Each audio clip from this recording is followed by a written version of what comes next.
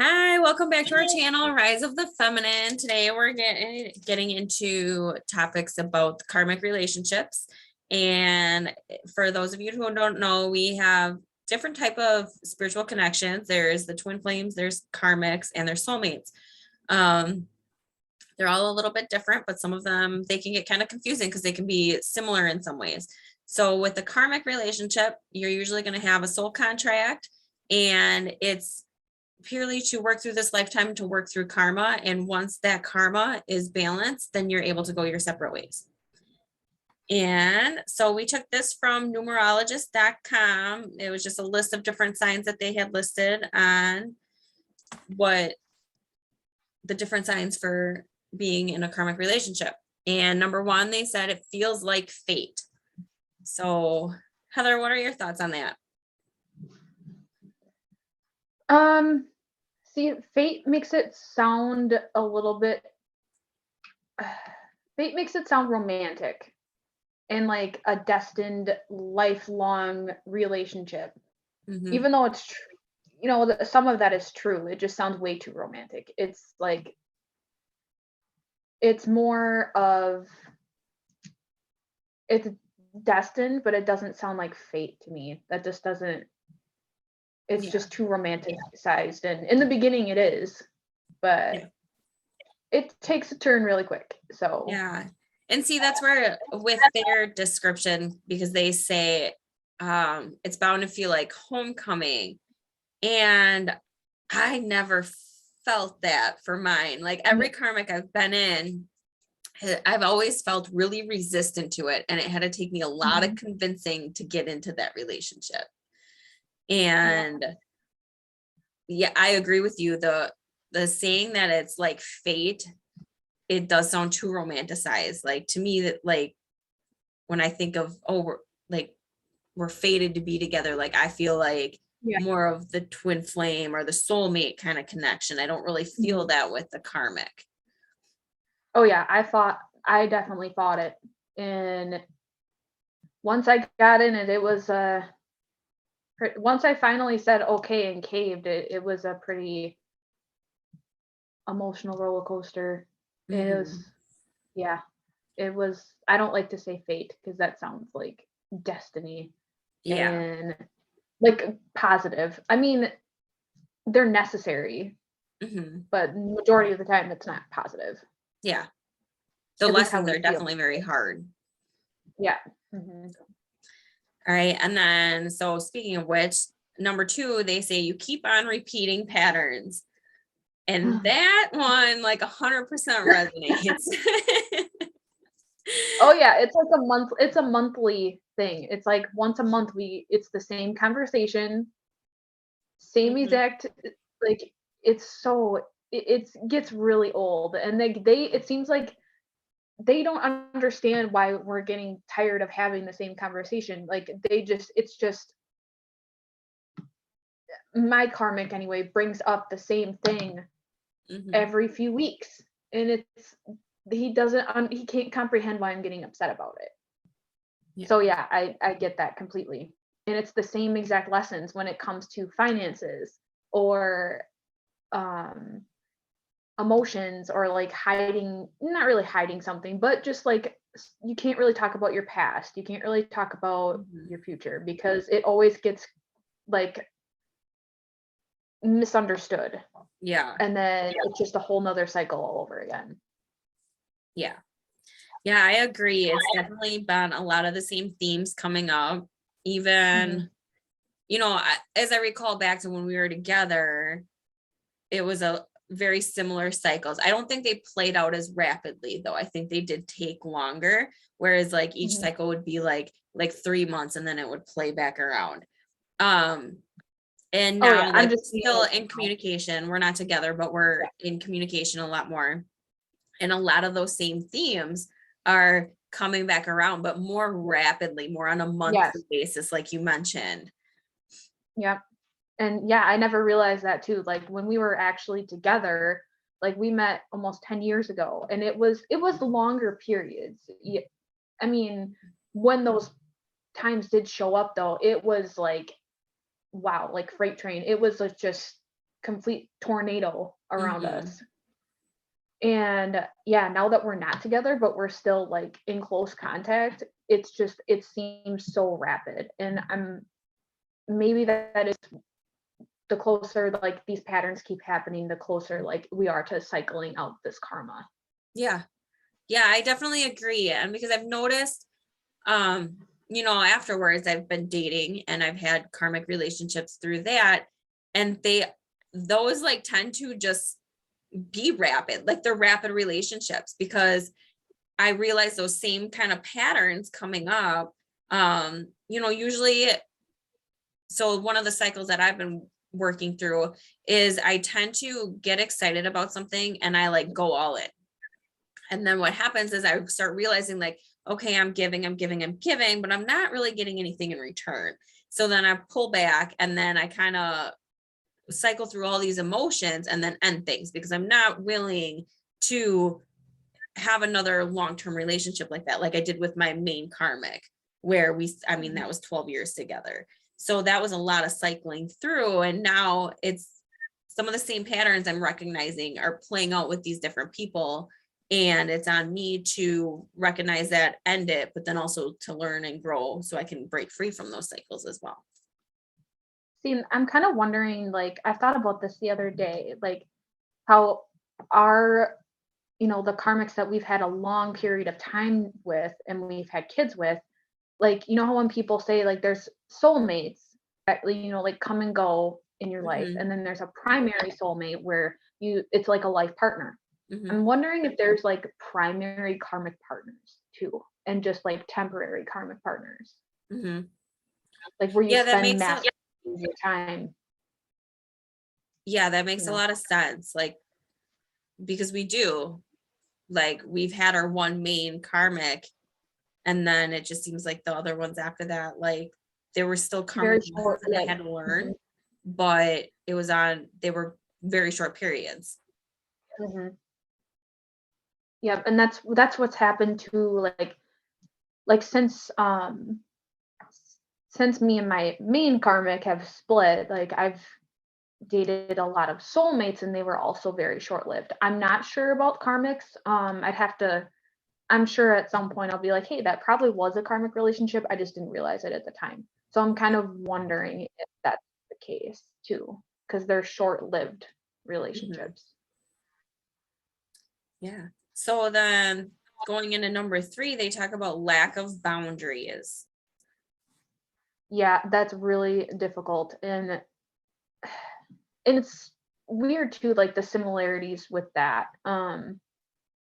With a twin flame and a karmic when it comes to lack of boundaries. It's like complete opposite type of connections, yet they're with the lack of boundaries. You have to set them with both of them. It's very difficult with both of them.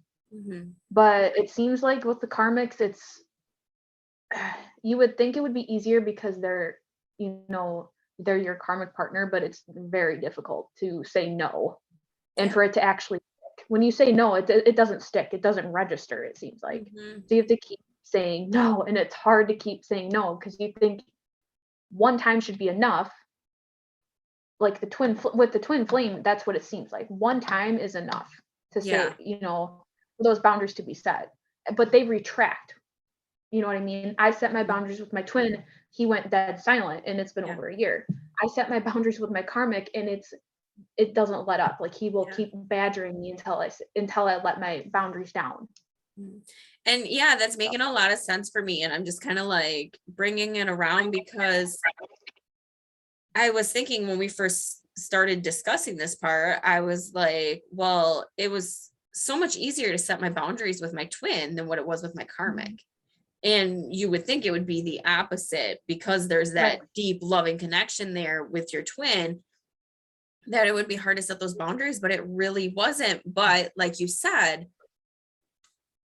the twin flame retreated and went their own Mhm. way. Whereas like the karmic, it's Keeps like in coming one ear, back. out the other. They just keep Yep. that persistence going. It's difficult, and they know how to get to you too. They do. They know they know how to get under your skin so easily, and it's crazy. Mhm. Like, and it's crazy also like how much I realize how much my karmic partner knows me. And it's Mhm. like, okay, like you do know, like you know who I am. Yeah. You've seen the worst parts of me, and I've seen the Mhm. worst parts of you. And it's like my it makes me wonder, like, would that be like the same as my twin flame? Would he know me to that extent? Mhm. You know what I mean? Like Yeah, when, it's definitely like I'm just thinking about like how that's such on like an intimate level because like yeah, they do see you at your worst and like for so long like you really hate on your karmic because they put you through oh yeah, hell oh yeah, and but now like even just discussing it now I'm realizing like there really is like a different intimacy there hmm, and they do know the worst parts of ourselves at the same time they bring out the worst parts of oh yeah, ourselves.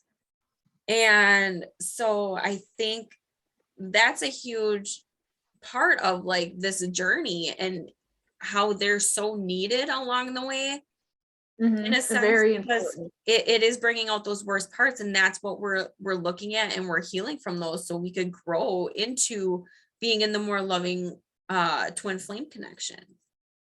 Right, where they're, they should be bringing out the best parts of ourselves. Yeah. But, every relationship that's up and down. But it seems like karmic partners are a roller coaster. Twin flame relationships are a roller coaster. Soulmates are to me, they're very easy. Hmm. They're very simple, short-lived, but I feel like they're the easiest relationships. Yeah, I agree. There's just such a like balanced flow with a But soulmate. for me, it's kind of boring. Like, just because it's not too, I can't, it's like this is too easy. I don't know what this is about because I'm used to one end of the spectrum and then the other side of the spectrum, and then Hmm. there's soulmates in between. It's like, okay, this isn't normal. Like, why is it so Yeah. easy? Like, Yeah, it is. At the same time, I think not necessarily about it being so easy, but it's like when we feel like compared to we're what we're we're used to. still growing and we have a lot Mhm. more growth to do, if that's not what your soulmate is doing with you, Mhm. it's kind of hard. Like I could see where it would be boring. Like you just don't Right. Yeah. have And that that's, love. yeah, because like even like soulmates, they're not, in at least in my journey, I have a complete blast with them in the beginning. It's amazing. Like I love it. Like I'm having such a good time with this person. And I've noticed when we um like the more I grow and evolve in my journey and they stay the same, Mhm. that's when I get bored. I'm like, okay, like you're not growing with me. You're not on the same journey. It's time to move on. Mhm. But even the breakups seem a little bit easier too. Yeah. Like it's just, I guess maybe it's just I'm comparing like what I have been through with my karmic and my twin. Like it's just a little bit more laid back. Yeah. But I always learn something really valuable too. Mhm. So. All right. So number 4, you act selfishly. This one, that statement kind of irritated me when I first read it because I was like, I did not act selfishly until I had to. Like Yeah, right. that whole time, like, like all of the karmics that I've been with, it's always been take, take, take. And I'm Yeah. always giving until I decide like, nope, I actually need something in return. And then that's when it's like all hell breaks loose because they don't want to Oh give yeah. that. So I guess I was kind of annoyed when I first read that because I'm like, since when are we the selfish Right. ones until we decide that like, hey, we deserve more than this? And then we start acting selfishly and doing things for Yeah. ourselves. yep, and that's how it was in the beginning for me too. I gave and gave and gave and gave and said yes, yes, yes, yes, yes to literally everything for like when it came to him. And then it seems like now it's the tables have kind of turned. Mhm. Like not that I'm being selfish, it's just I'm being more cautious with um how I respond and how I act, what I do. Um and I feel like sometimes I feel like I am being selfish now. Like now Mhm. that the tables have I could tell that the karma is balancing out now in the present Mhm. um because he's way more giving and generous than what he used to be. And me, I'm not giving as much as what I Mhm. used to. And I feel selfish that way. Like, but at the same time, I need to remember too, like I can't be that person that I used to be anymore. Yeah. I can't give, give, give, give, give, because otherwise it's gonna open up a whole new can of worms and this cycle's never gonna end. Yeah. I cannot give 24/7 like I used to. Yeah. Yep. I agree completely. I was always such an overgiver.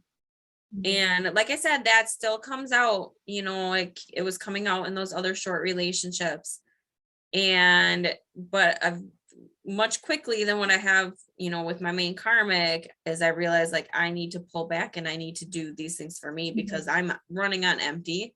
And when I run on empty, that's when I get emotional and um, kind of lose control and I lose myself. And so, yeah, it does. I can see from an outside perspective where the point where I'm at now seems more selfish. Um, but I know where it leads if I don't behave in that Right. manner. Yep. And when I do it, like I always make sure like I don't do it with ill intent. Right. Like I still offer help and I'm still there, those sorts of Mhm. things, but I'm just not freely giving myself away like I used to. Yep. So there's times where, and I feel it because of how things used to be and how things are now, it makes me feel like because of the dynamics of the karmic relationship, it makes me feel like I'm being selfish because of how I used to be. Hmm. And like with that person. And like I have to remind myself, like, hey, this is it's just how it has to be. This is I'm not doing it with ill intention whatsoever. I'm Yeah. just holding my ground and my boundaries. Yeah. And it feels like I'm being selfish when I'm not. Yeah. And I think it's So in such a way because, like, when I think of the selfish, I think of, with our karmic partners back then, they just kept taking, they didn't care to give to the relationship. And that's mhm. what eventually drove us away. And Yep. so for me, it's not like I'm just holding on to my own energy. Like Yeah. I'm giving when I can, but I'm not trying to take somebody else's energy. I'm not trying to have them meet all of my Yeah. expectations to where they don't have a say in their own, Life. journey Yep. or thoughts or whatever feelings. And so to me, that's like a much different aspect of it. Right. Mhm. But Yep, I okay, agree. so number 5 talks about highs and lows. Oh yeah. Oh yeah. The It, highs like we co-parent really well. mhm, And we neither one of us want to miss anything with our kids, so we always involve each other. yeah, But so it's like those times are really good. Like those are highs, like because everything's kosher. Like we're agreeing on everything, we're having fun with the kids and whatnot, and mhm, everything's fine. But once those lows hit, they get under my skin. Like the mhm, lows, like even just everything about it. It's really, really hard to hold your ground when you're in those lows yeah, and those highs. yeah. It Because like I feel like definitely, highs, huh? oh, I think it definitely has like, it's both extremes, and I feel like there's not a whole lot of middle. No, I agree. And it gets exhausting when it's constant. And Yeah. it's hard to hold your boundaries when it's constantly highs and lows because I feel like when we're at our highs, they think that, oh, like they get the wrong idea Mm-hmm. And when it's lows, like it just turns into like a very tense. Like, so it's like you want the tension to end, you attempted to get like let your boundaries down. Yeah. And it's really difficult. Like Yeah. our karmic relationships are really hard. Oh yeah. Well, it's like the whole like trauma bonding, and like Mhm. things will be like really good, but then when they get really low, it's this battle for energy. Yeah. And almost like I noticed with myself, it was almost like a battle for justice, because I felt like I was getting so wronged in the situation Mhm. and the way I was being treated. And then so it was like a battle for energy, and it was this back and forth tug. And but then it's like once it all calms down, and then it comes back around to like the really highs and like the high intimacy and the stuff like that. And it's just like it keeps you going back and forth, and your body almost craves it. Mhm. And not necessarily craves the low, but it's like when you're at the low, you crave that high, and then you get it, and it just Mhm. keeps you kind of stuck in that connection, and it creates a codependency, which I know Mhm. is on the list down here a little bit. So we could probably just jump into that. Um, you feel like when it comes to that, it's like you feel like you need them, because when that's pulled away, is like having withdrawals from that person. Yeah. And technically you are, because those hormone fluctuations is causing the same effects as you do with withdrawing. Right. And like the times that we like after our divorce, like I was fine, but I could tell I also didn't know what to do with myself. Like we were together for 6 years. So Mm-hmm. it was 6 years of highs and lows. And Mm-hmm. when I didn't have that, I like it's not that I didn't know what to do with myself. I just wasn't used to it. I wasn't used to Mm-hmm. like, hey, thank God I don't have highs and lows anymore. Like I feel so much better and freed and I Yeah. don't want to go back. Yeah. But, if that karma's not balanced out, it's got to come back Yeah. to get it. Everything's got to get purged and clear away. Mm-hmm. And for me, like it turned into like I had all these, like this emptiness feeling.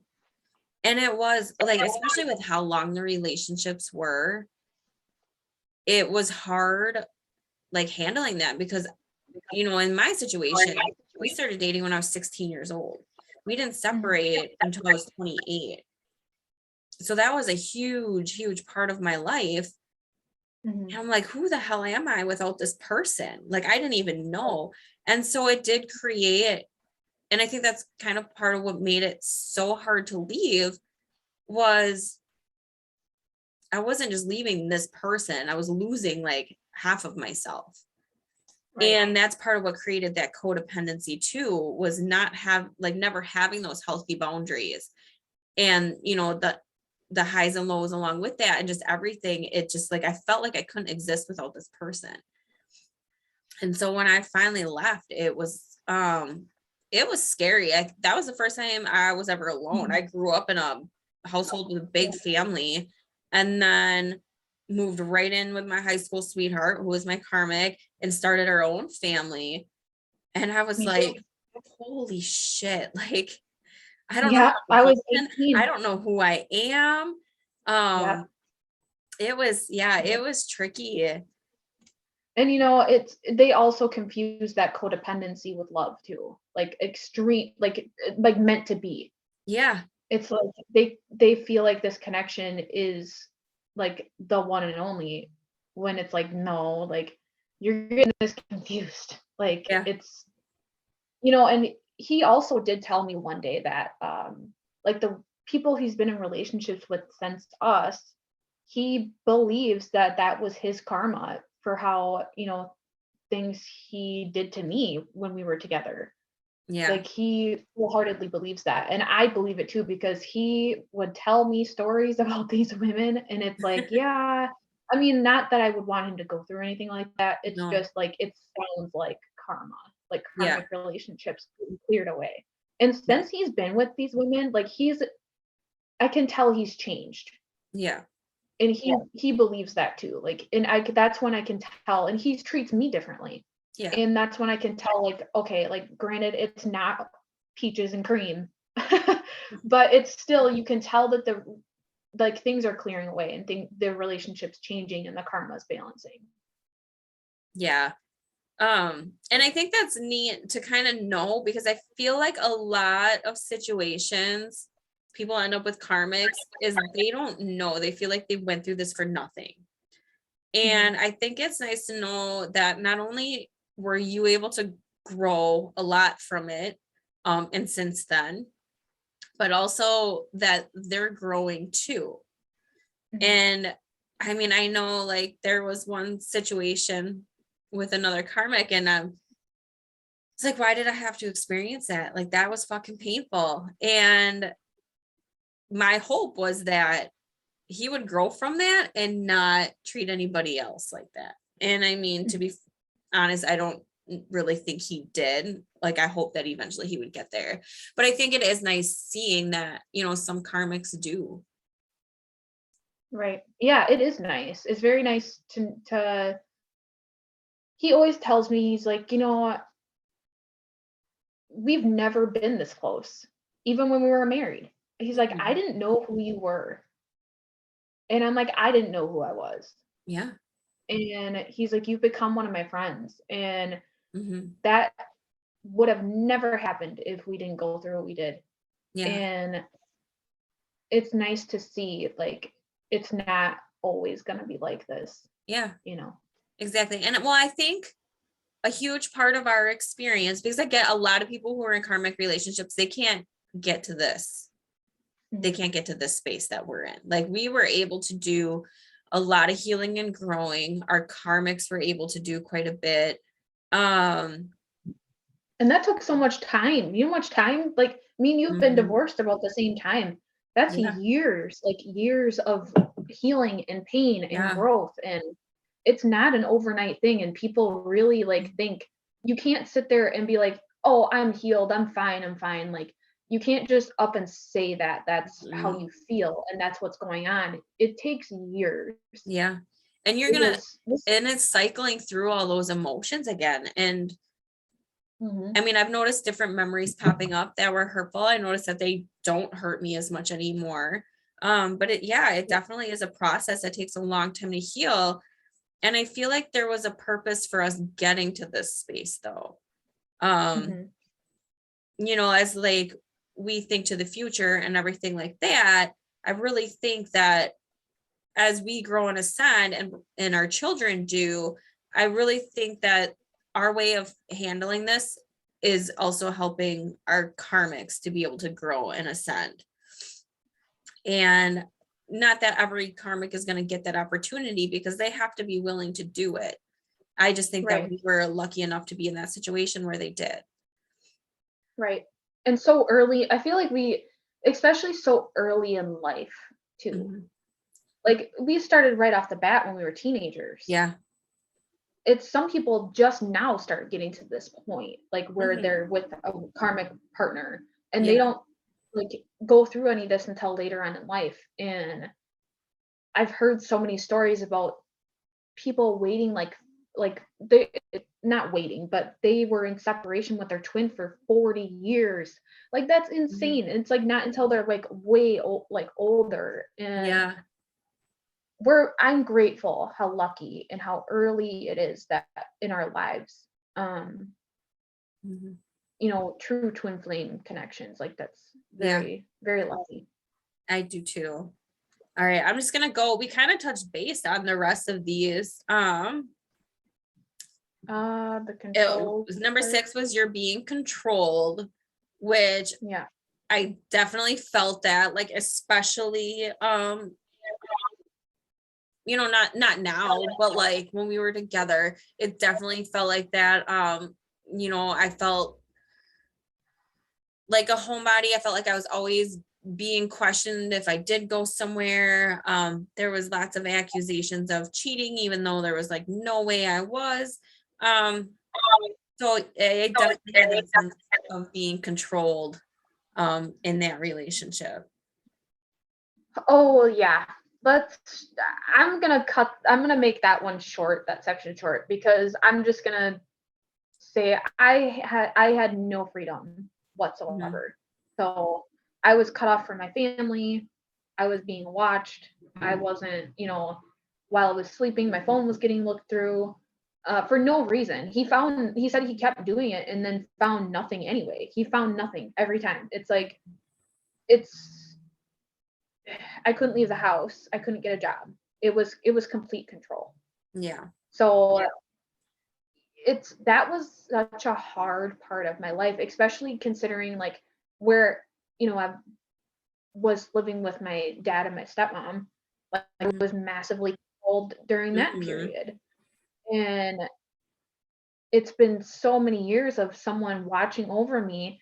Once I finally broke free and left, I had all this freedom and I didn't know what to do with it. Yeah. You're like, what is this? I don't know what this feels like it. And it's hard to get through that sometimes because Oh it's yeah. like new is scary. Even if it's good, like it still ends up being scary. It was the best thing ever though. It I was. It was I absolutely I mean, we shouldn't say it is. Like, Yeah. I mean, granted right now, but it's not like we're it's not like that anymore. So, Yeah.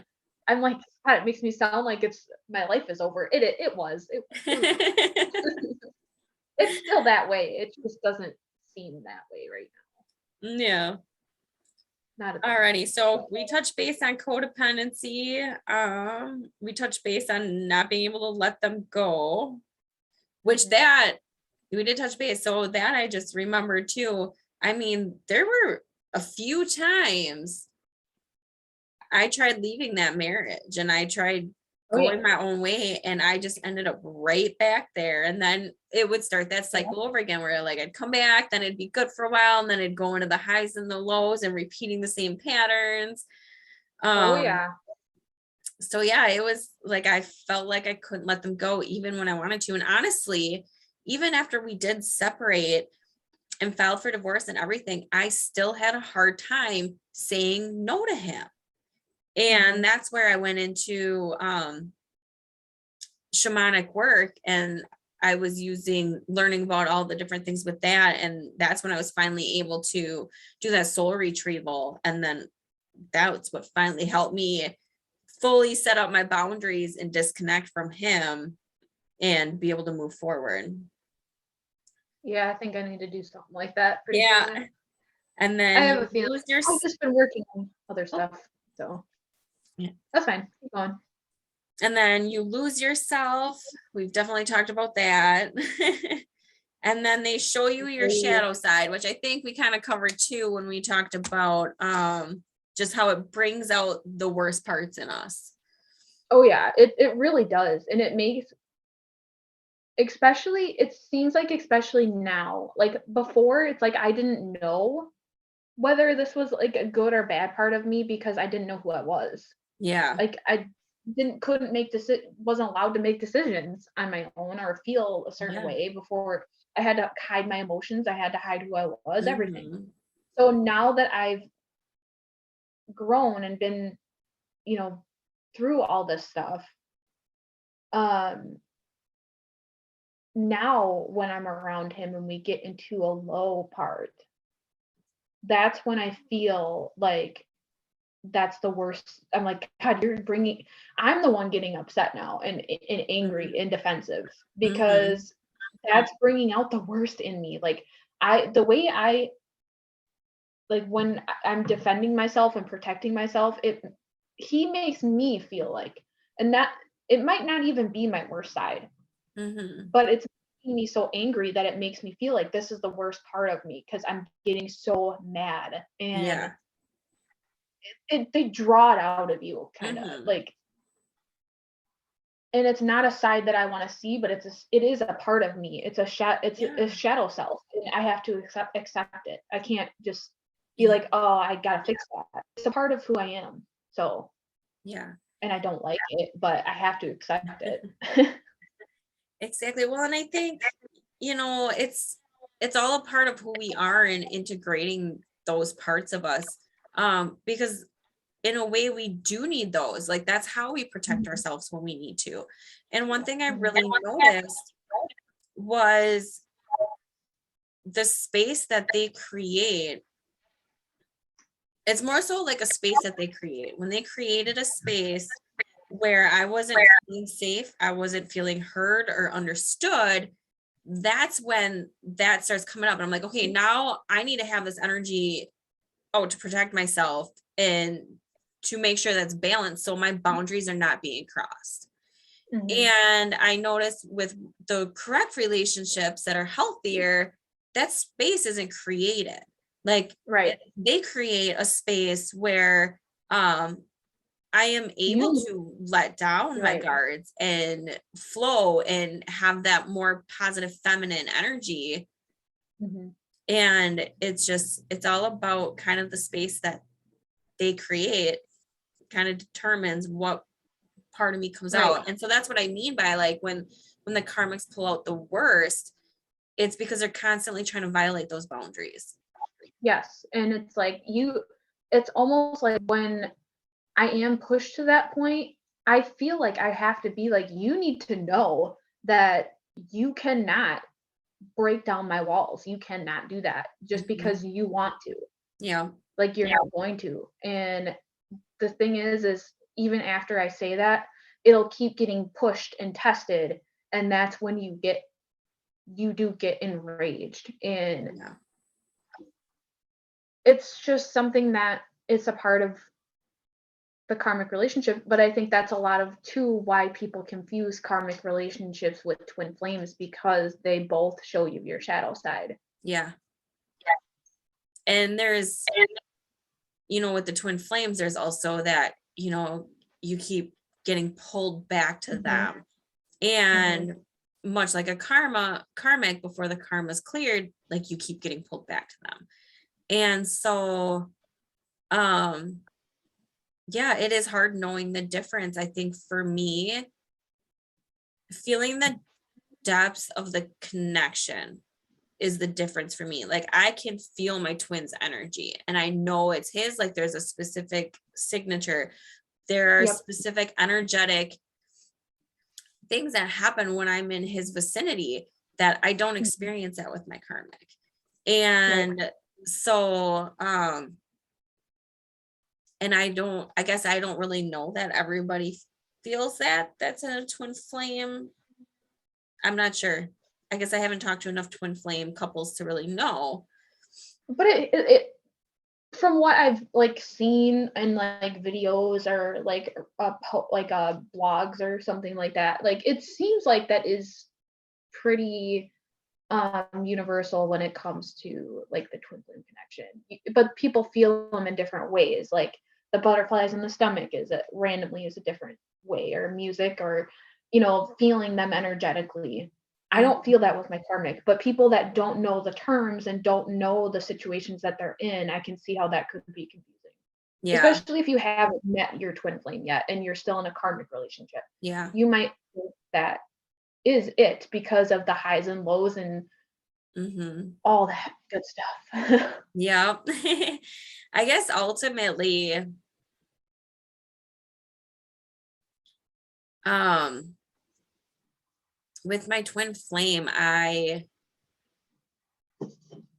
besides feeling his energy, like it's just like I could always feel something in my heart space that would expand it.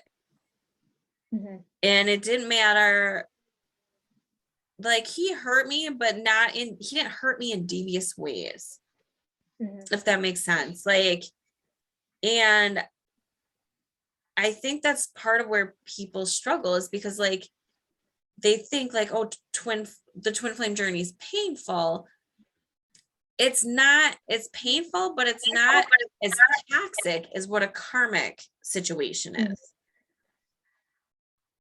Right. And like in the beginning, like my twin, when we would get into arguments, he considered it toxic. And it's like, no, like you're not, I'm like, you're kind of conspiring this on yourself on yourself. But it's Yeah. like, no, I'm trying to like tell you how I feel and you're considering it toxic. It's like when you in the beginning, like when you don't know the terms, I guess, and know the difference between the connections and the relationships, you can confuse the two a lot. Mhm.